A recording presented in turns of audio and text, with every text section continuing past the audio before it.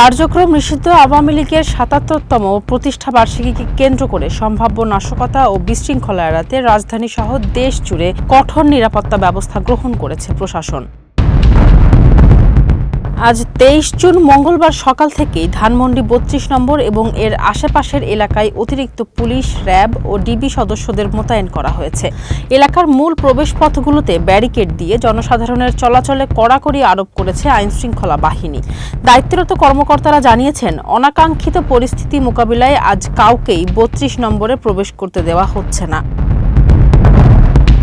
এদিকে জননিরাপত্তা নিশ্চিত করতে ঢাকা, চট্টগ্রাম, গাজীপুর, নারায়ণগঞ্জ, গোপালগঞ্জ ও ফরিদপুর এই ৬ জেলায় সেনা সদস্য মোতায়েন করা হয়েছে। স্বরাষ্ট্র মন্ত্রণালয়ের নির্দেশনায় বলা হয়েছে, শান্তি শৃঙ্খলা রক্ষা ও জনগণের জানমালের সুরক্ষায় ইন এইড টু সিভিল পাওয়ার এর আওতায় আজ থেকে আগামী ৩০ জুন পর্যন্ত প্রয়োজনীয় সংখ্যক সেনা সদস্য মাঠে দায়িত্ব পালন করবেন। দেশ জুড়ে এমন নজিরবিহীন সতর্কতায় পরিস্থিতি এখনো পর্যন্ত স্বাভাবিক রয়েছে। ফারজানা হাসিন, মানবকণ্ঠ।